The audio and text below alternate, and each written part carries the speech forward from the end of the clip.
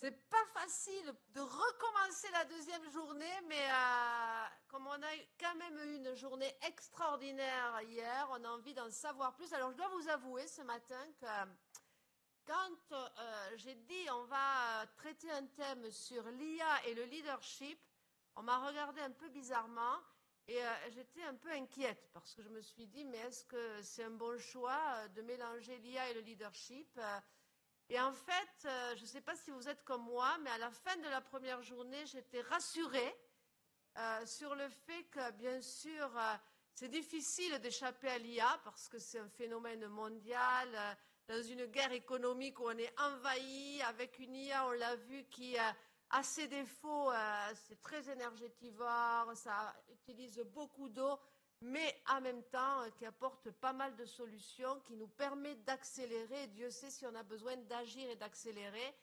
Et franchement, j'étais très attentive et très contente et très honorée finalement d'écouter ce discernement, parce que je crois qu'on ne peut jamais cesser de croire à l'intelligence humaine.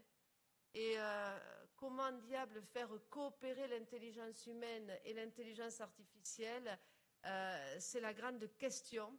Donc voilà, moi je ne crois pas quand on dit on arrête l'IA, mais par contre je pense, et c'est apparu hier, au discernement, à la culture générale, à tout ce qui fait qu'on va utiliser l'intelligence artificielle avec notre intelligence humaine et ce qu'il y a de plus beau dans l'intelligence humaine, qui est le leadership, qui est la capacité à se mobiliser, à s'engager, à croire que c'est possible même quand ça ne l'est pas, parce que c'est encore possible, donc à ouvrir des champs de possibles et à croire qu'on peut transformer les choses. Et je crois qu'on a eu de très beaux exemples hier soir, hier dans la journée, pardon, hier soir aussi, mais dans la journée, on a vu qu'on savait être réaliste, hein, on a dressé un bilan des nouvelles climatiques qui ne sont pas bonnes. Donc on ne pourra pas nous taxer d'être un petit peu bisounours, les bisounours du climat. On a compris, pour ceux qui nous écoutent, voilà. Mais ce n'est pas parce que les choses ne vont pas bien qu'il n'y a plus rien à faire, au contraire. Je crois que le leadership, c'est aller chercher cette énergie quand c'est vraiment difficile, qu'on a des grands défis à relever. Et on a un grand défi à relever avec tout ce que représente le changement climatique. Ça nous a permis d'enchaîner avec l'énergie des femmes, qui est un nouveau format qu'on a testé cette année, avec des femmes remarquables et en très peu de temps capables de nous donner vraiment la substance, l'essentiel de leur message, de leur action, avec une énergie qui nous inspire bien sûr tous. On s'est interrogé sur les conditions. Est-ce que c'est encore possible? Parce que ce n'est pas juste un enjeu d'intelligence artificielle. On vit dans un monde en pleine guerre tout court et en guerre économique en plus. On a eu quelques exemples clairs et donc l'Europe a 2 fois plus de challenges à relever que d'autres régions du monde, probablement, parce qu'on est en retard, parce qu'on est coincé entre des blocs émergents dans un monde qui se transforme très vite et nous, voilà, on ne peut pas s'endormir sur nos lauriers et on voit que ce qui nous attend à la rentrée, il n'y a qu'à faire le tour des réseaux sociaux en France, n'est certainement pas la réponse aux questions qui se posent aujourd'hui. On a fait le tour, évidemment, de ce que représentait le marché du carbone avec les systèmes, les mécanismes d'ajustement aux frontières qui nous arrivent début 2026. Et est-ce que l'IA peut aider ou pas? On a vu que l'IA pouvait aussi frauder. Donc on a vraiment regardé le dark side et la lumière des solutions. Donc charge à nous de bien avoir tout ça en tête. On a parlé financement et on a terminé cette belle journée. Je crois que les images, c'est pas de moi, mais sont tellement évocatrices. Donc ce glacier qui fond sous nos yeux au Mont Blanc.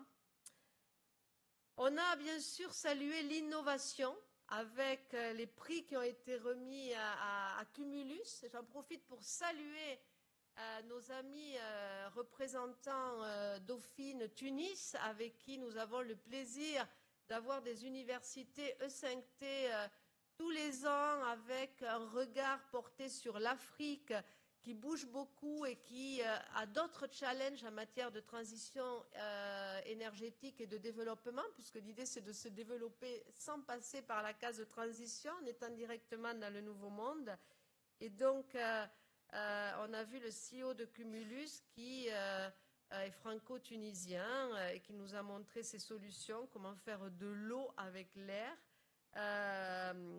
Valocens, Sandro, avec des nouvelles idées pour l'isolation, le marché de la rénovation énergétique, même s'il y a des fraudes, comme nous l'a dit Gilles Béraud, est un grand marché malgré tout, et c'est un marché européen, puisqu'évidemment, on a construit nos maisons il y a longtemps, et aujourd'hui, il faut savoir qu'il y a des grands écarts entre les logements qui sont construits aujourd'hui et qui vont consommer 9 fois moins qu'un logement qui a été construit et pas rénové il y a 30 ans. Et j'en profite pour vous rappeler que vous pouvez visiter les stands qui sont dans l'entrée de ce forum des Pertuis renommé, comme nous l'a expliqué Jean-François Fontaine, dont Disco, qui est la start-up dont nous a parlé Charlotte sur digitaliser, démocratiser l'efficacité énergétique. Et on a eu Collectivolt qui propose des bornes partagées, puisqu'on rentre dans une économie du partage des clients, de la coopération, de la collaboration. Tous ces termes, en fait, on peut les englober sous du leadership business, mais c'est tout à fait compatible. Et puis, une belle soirée à l'aquarium animée par nos Young Leaders qui étaient en forme hier soir. On a vu notre chanteuse Sarah, on a écouté sa chanson Leaders. On a vu, on essaye depuis quelques années de mobiliser des forces vives de moins de 30 ans, parce que voilà, on dit on va tendre la main, mais à un moment, il faut qu'il attrape cette main pour continuer à imaginer des choses que nous n'imaginerions pas, mais qu'on peut imaginer ensemble. Et j'en profite pour, tiens, Maïsen, viens me voir, pour saluer Maïsen, qui est notre plus petite leader pour la planète, 8 ans et demi, elle a écouté toute la réunion, on va l'applaudir. Bravo. Super.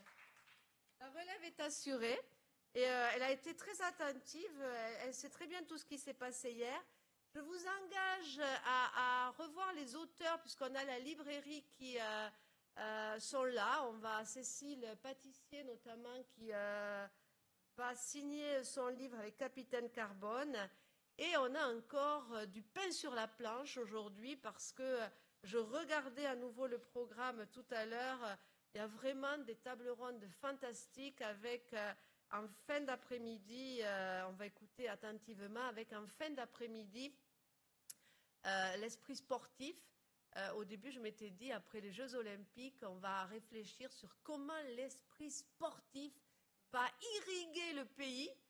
Il a tellement irrigué que là, on a déjà oublié qu'on avait eu les Jeux Olympiques qui ont quand même été extraordinaires. Donc, on va profiter pour se rappeler de ce que le sport amène en termes de leadership.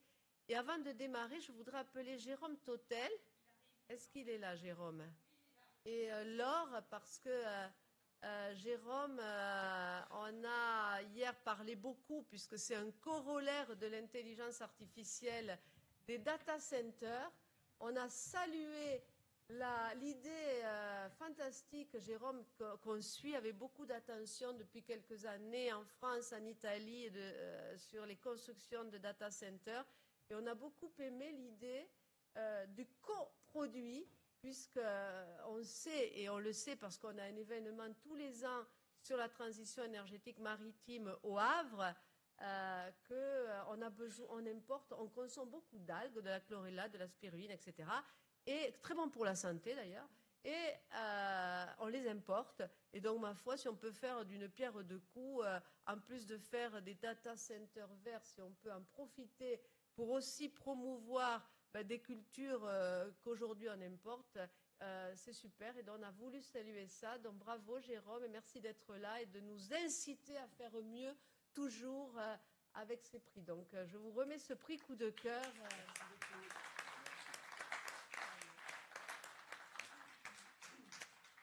Voilà, je m'arrêterai là parce que le maître des horloges va nous rappeler qu'il faut respecter les temps, ce que je n'ai pas fait, donc ne faites surtout pas comme moi. Je vous souhaite une super journée et à nouveau des belles universités au 5 Temples.